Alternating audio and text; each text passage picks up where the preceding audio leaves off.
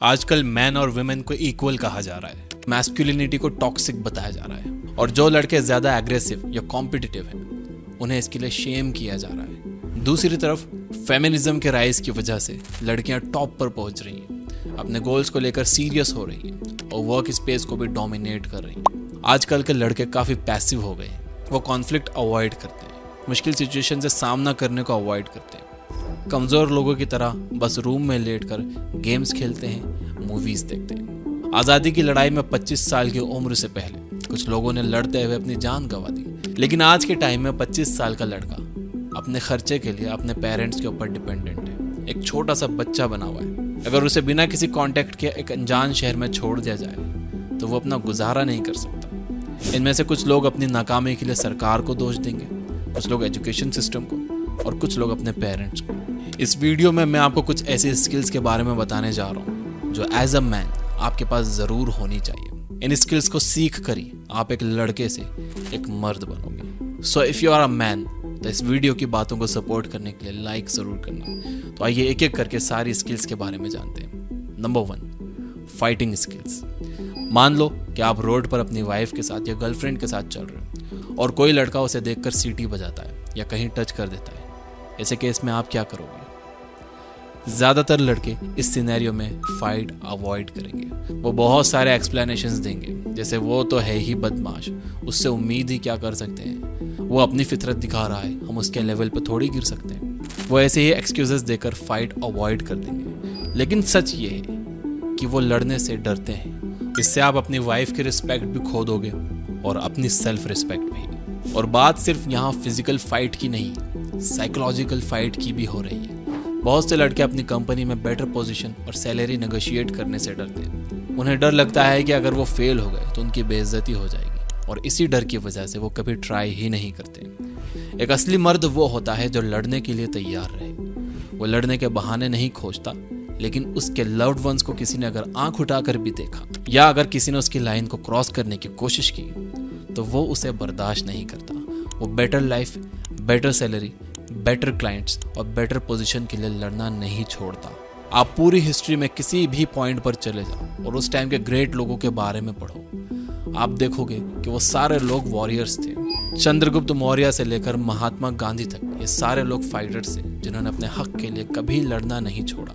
History इसी तरह के ग्रेट मर्दों को सेलिब्रेट करती है और अगर आपको फाइटिंग नहीं आती तो आप असली मर्द नहीं हो। So learn fighting skills. Number 2, the ability to defuse conflict. एक असली मर्द जरूरत पड़ने पर लड़ सकता है, लेकिन वो किसी कॉम्प्लेक्स सिचुएशन को बिना लड़े भी सुलझा सकता है। अगर आपने rise of the planet apps देखी तो उसमें आपको सीजर का कैरेक्टर बहुत अच्छा लगा होगा। आपने इस मूवी में काफी सारे ऐसे सीन्स देखे होंगे जहां पर सारे एप्स किसी बात को लेकर एक दूसरे से लड़ रहे होते हैं, लेकिन फिर सीजर की एंट्री होती है और सब चुप हो जाते हैं। इसके बाद जो सीजर बोल देता है लोग उसे ही चुपचाप मान लेते हैं। इस मूवी के स्टार्टिंग में कोबा नाम के ऐप के बच्चे को कुछ इंसानों ने गलती से मार दिया था। कोबा का इसका बदला चाहिए था। वो चाहता था कि वो इंसानों को मारे और हिसाब बराबर करे, लेकिन सीजर को पता था कि इस तरह से एक वॉर शुरू हो सकता है जिसमें काफी सारे ऐप्स के बच्चे मारे जाएंगे। वो कोबा का दर्द समझ सकता था, लेकिन वो ये भी जानता था कि एक बच्चे की डेथ को लेकर फुल स्केल पर वॉर स्टार्ट करने में कोई समझदारी नहीं है। इसमें वो भले ही जीत जाए, वो बहुत सारे एप्स खो देंगे। एज अ मैन आपकी लाइफ में भी ऐसे काफ़ी सारे पॉइंट्स आएंगे जब आपको दो लोगों के बीच का झगड़ा सुलझाना होगा। हो सकता है कि आपकी कंपनी के 2 मैनेजर्स आपस में लड़ने लगे हों, हो सकता है कि आपके दोनों बच्चे आपस में लड़ने लगे, हो सकता है कि आपकी वाइफ और आपकी मम्मी आपस में लड़ने लगी हों। ऐसे केसेस में आपको इन 2 पार्टीज के बीच में झगड़े को सुलझाना आना चाहिए। Number 3, have a strong presence. आपने कुछ ऐसे लोगों को देखा होगा जिनके एक रूम में एंट्री लेते ही एनवायरनमेंट ही चेंज हो जाता है। हर किसी का फोकस उस इंसान पर चला जाता है और लोग मन ही मन उसके बारे में ही सोचते हैं।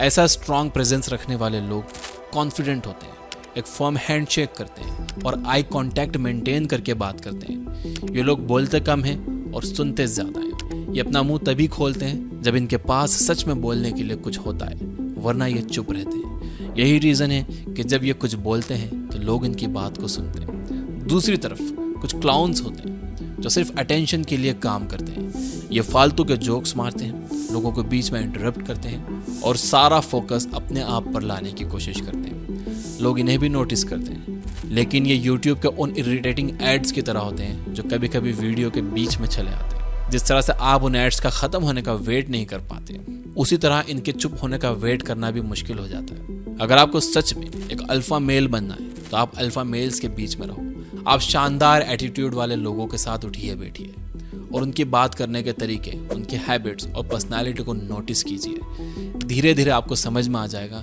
कि क्लाउन्स और अल्फा मेल्स में क्या डिफरेंस होता है।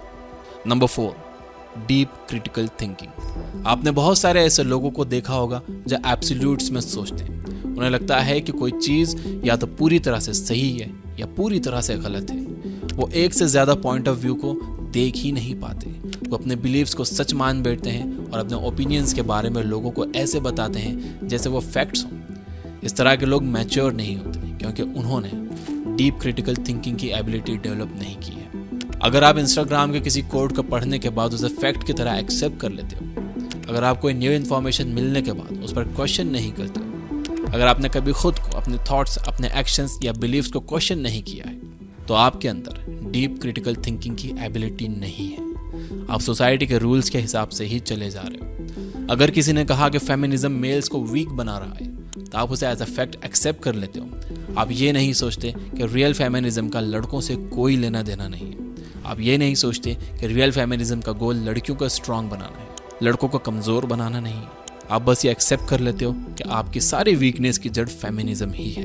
दूसरी तरफ अगर आपसे किसी ने कह दिया कि मैस्कुलिनिटी टॉक्सिक है, वीक होने में कोई बुराई नहीं है, लड़के भी रो सकते हैं, हाइपर कॉम्पिटिटिव होना गलत है और ज़रूरी नहीं है कि आप अमीर और पावरफुल बनो, तो आप उसे भी एक्सेप्ट कर लेते हो। आप ये क्वेश्चन नहीं करते कि वीक, इनकॉम्पिटेंट और गरीब रहने में क्या फ़ायदा है, और अगर कमज़ोर और गरीब रहने में फ़ायदा नहीं है तो ये अच्छी बात क्यों हो गई। आप बस इंटरनेट से 2 कोट पढ़कर उसे एक्सेप्ट कर लेते हो। एक डीप थिंकर वही है जो दोनों साइड के आर्ग्यूमेंट सुनने के बाद, उन पर सोचने के बाद एक डिसीजन पर पहुंचे। इस तरह के लोग बहुत अच्छे से बात करना जानते हैं, इन्हें अपने थॉट्स को एक्सप्रेस करना आता है और ये असर्टिव होते हैं, डोमिनेंट होते हैं और कॉन्फिडेंट होते हैं। Number 5, learn to manage stress. इन दिनों एक कैंपेन चला है कि लड़के भी रो सकते हैं। हालांकि रोने में, अपने इमोशंस को एक्सप्रेस करने में कोई बुराई नहीं है, लेकिन एक रोतलू विक्टिम होने में बहुत बुराई है। अगर आप हर वक्त सबको ब्लेम करते रहते हो, अपने सिचुएशन की रिस्पॉन्सिबिलिटी नहीं लेते और थोड़ी सी प्रॉब्लम आने पर पैनिक करने लगते हो, तो आप एक असली मर्द नहीं हो।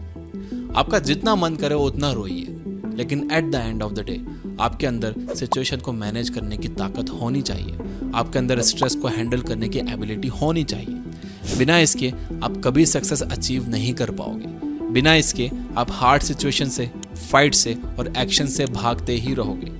और जब आप सारे स्ट्रेसफुल सिचुएशन को अवॉइड करोगे तो आप कभी भी सक्सेसफुल नहीं हो पाओगे, और ये सारी चीज़ें आपको टाइम के साथ कमज़ोर और डरपोक बना देंगी।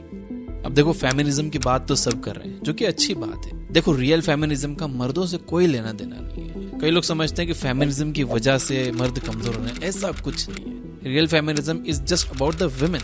वो लड़कियों को स्ट्रांग बनाने के लिए, मर्दों को कमजोर बनाने के लिए नहीं है। तो अगर आप एक मर्द हो, इस वीडियो को अभी तक देख रहे हो, तो इन बातों को सपोर्ट करने के लिए इस वीडियो को लाइक जरूर करना, और इस वीडियो की बातों को अपनी लाइफ में शामिल करने के लिए अफर्म करिए यस आई विल कमेंट करके। मैं भी कर रहा हूँ, आप भी करिए।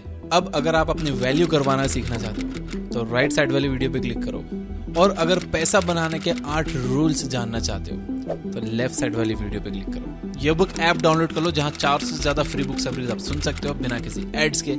Finally, you guys are amazing. Keep reading, keep learning, keep growing. Thank you for watching.